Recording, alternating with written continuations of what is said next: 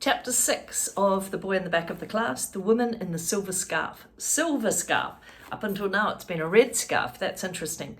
As soon as I got to the bus stop the next day, I told Josie and Tom and Michael everything that Mum had told me about refugee kids and about how the new boy had probably had to get a boat with no toilets on it so that he could run away from the bombs and all the other bad things that the bullies had done to his country. But my dad said that refugee kids are dangerous and that they lie and they steal things, said Josie, looking confused. He told me to stay away from the new boy and not talk to him because he's probably a criminal.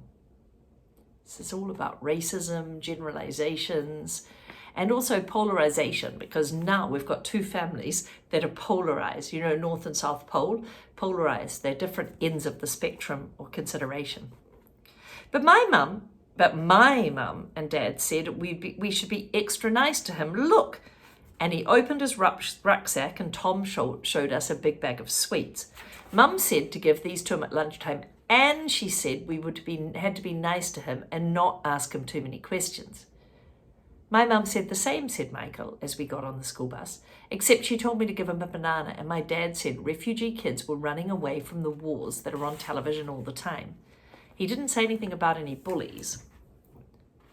We all looked over at Josie, who was chewing on the ends of her hair and frowning. She didn't say anything, but I knew she was thinking that her dad might have made a mistake.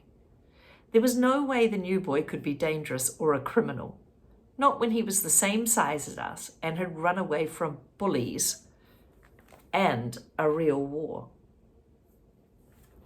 Mr. Thompson had taught us all about wars last year, and it had been a special year for wars, and Miss Sanders said that it was our duty not to forget about them.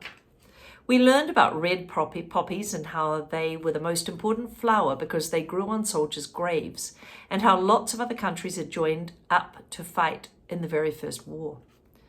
The upper years did an assembly about it and went on a special day trip to the Tower of London, where the Queen keeps her crown, because that's where millions of red poppies had been put in its gardens and stuck to its walls.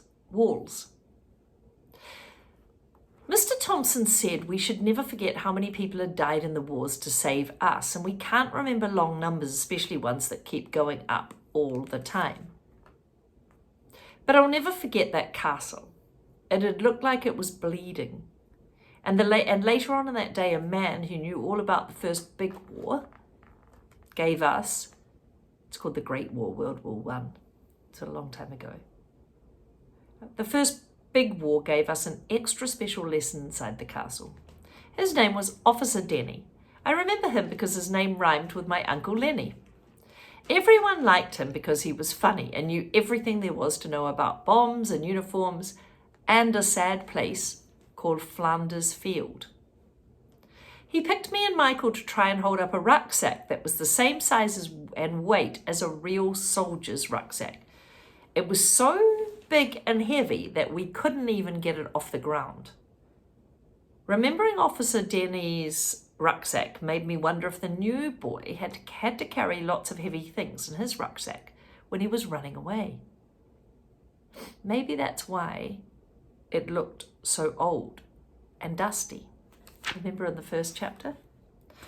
He still didn't have a new one, but that week he had started to wear a school uniform.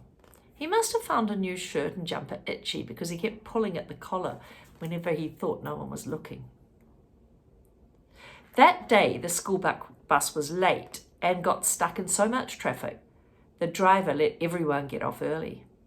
We had to run half the way, and by the time we got to the playground, the bell had started ringing.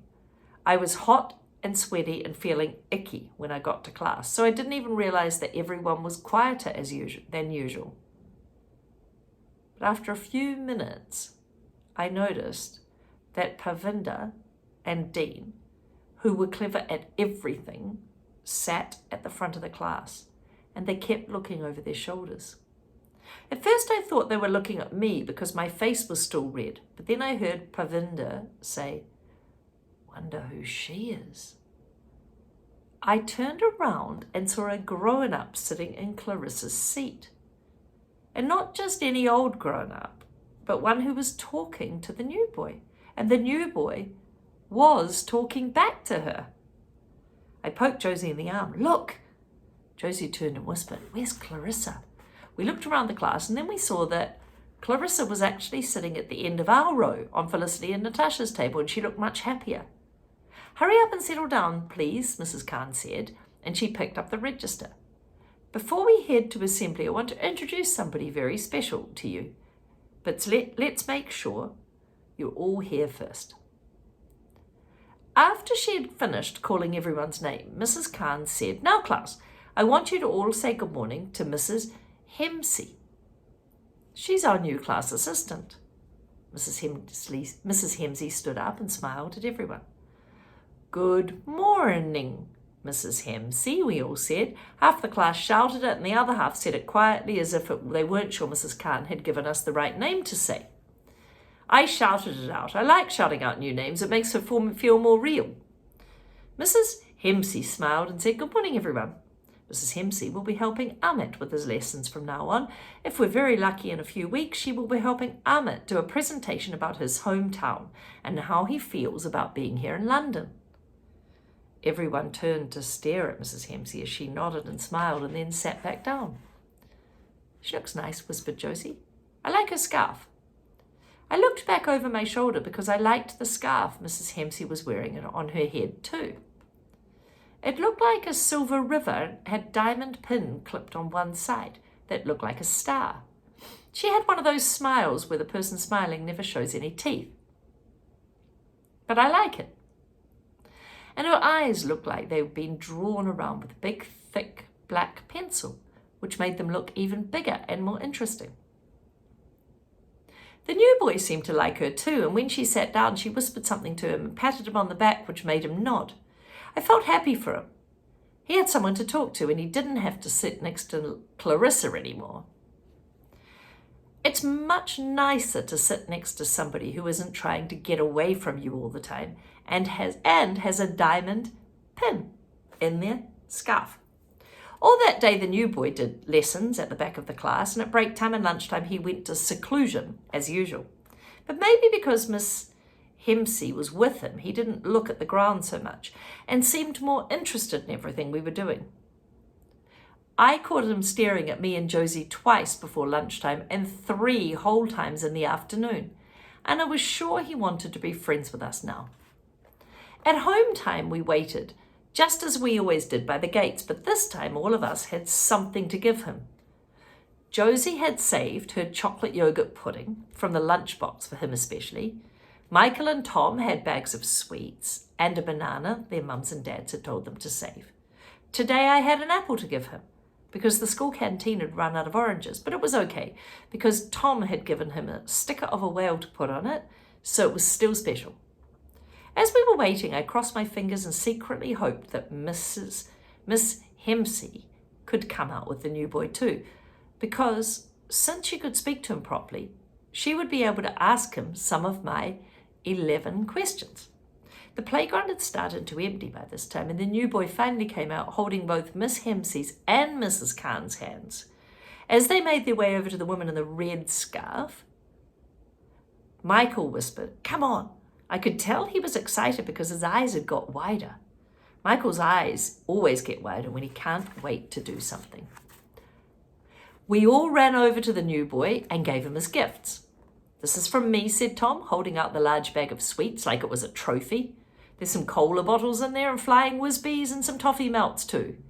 "And this is from me," said Josie, holding out the chocolate pudding. "It's my favourite." This is a banana, but look," said Michael, turning over to show the new boy the row of stick men he had drawn down the side. "And this is from me," I said, holding out my apple. And the new boy looked up, his arms full, and gave us each a happy nod. I could tell it was a happy nod, and not just an ordinary nod, because even though his mouth wasn't smiling, his lion eyes looked happy. Miss Hemsey bent down and said something in a foreign language into the new boy's ears. He nodded, looked up at us and said very slowly, "Thank you, friends." Josie, Michael and Tom nodded and beamed, and then all at once started talking. "Do you want to come and play football with us tomorrow?" shouted Tom at break time. I'll get another one of those puddings tomorrow if you like, exclaimed Josie. I'll ask my mum to give you something better than a banana, cried out Michael. What about mini muffins? And I'm going to get you something better than an apple tomorrow. What's your favourite fruit? I asked. The new boy looked at us. Then he looked at Miss Hemsey and Mrs. Khan, and then at the woman in the red scarf. They were all smiling, and the woman in the red scarf ruffled his hair, just like my mum had ruffled my hair the night before. Now, kids, said Mrs. Khan, bending down to down so that her face was the same height as ours. All of these are wonderful gifts, and I know Amit is thankful for them, but he needs to learn a little bit more English before he can answer your questions, okay? We all looked at each other and then at Mrs. Khan and then nodded. But I do think that's a very good idea of yours, Tom. Maybe Amit would like to play football with you tomorrow at break time. Miss Khan looked over at Miss Hemsey, who gave a nod. Yes, that's a really good idea. Because the good thing is that even if you don't speak the same language, sport and music are really great ways of connecting and dancing, all those things, without having to speak your language. Awesome, said Tom as he was so excited that he gave the new boy a thump on the arm, and the new boy looked at Tom and then at his arm as if he wasn't quite sure what had just happened. And there's no need to give him so many presents every day. It's so lovely, but we don't want to rot Amit's teeth now, do we? We all shook our heads. If you still want to give something at home time, just choose one thing between you all. That's more than enough. Okay? We all nodded and then cried out, Miss Hemsey! And I hadn't meant to say it so loudly, but I was so excited at the thought of having one of my questions answered that I couldn't help it. Yes, smiled Miss Hemsey. Can I, where's he from? Like, which country? What language does he speak? I asked, looking at the new boy. Miss Hemsey's smile widened, even though she still didn't show any teeth. Amit is from the country called Syria, and he speaks a language called Kurdish. Do you speak that? And English? Asked Josie, looking impressed. Yes, said Miss Hemsey. I'm Syrian too. Why doesn't Amit speak any English? Asked Tom. Well, because nobody needs to speak English in Syria. You might want to look on a map for Syria. Just like you don't need to speak a Syrian language here in England. Oh, the answer made Tom frown to himself, which meant he was asking himself lots of other questions in his head. Now, kids, off you go, said Mrs. Khan, clapping his hands. Amit needs to get going, and so do you. And Tom, I noticed you're wearing your brother's trainers by mistake again. Try and make that the last time, okay? Yes, miss, said Tom as he turned bright red. We waved goodbye and headed to our bus stop. Just before we turned the corner, I looked over my shoulder and saw the new boy take a big bite of his apple I had given him. I felt even happier than I did when Miss Hemsey had answered my questions. But a second later, the feeling quickly disappeared because that's when I saw Brendan the bully. He was standing in front of the boys' toilets just a few yards away. His cheeks were pink and his eyes were narrow, and he was watching the new boy with a scowl on his face. Everyone knows that Brendan the bully hates anyone who's different from him. But it was the first time I had seen him look so angry and so mean. He couldn't do anything because Miss Hemsey and Miss Khan and the lady in the red scarf were there. But as we headed to our bus stop and all the way home, I couldn't help but feel worried. I think I knew right away from the scowling that was a warning and that he was going to make things hard for the new boy and anyone who wanted to be friends with him. And it turns out that I was right, because at the first break the very next day, that's exactly what he started doing. If you've read Planet Omar, can you make any connections here to these characters and the plot line so far?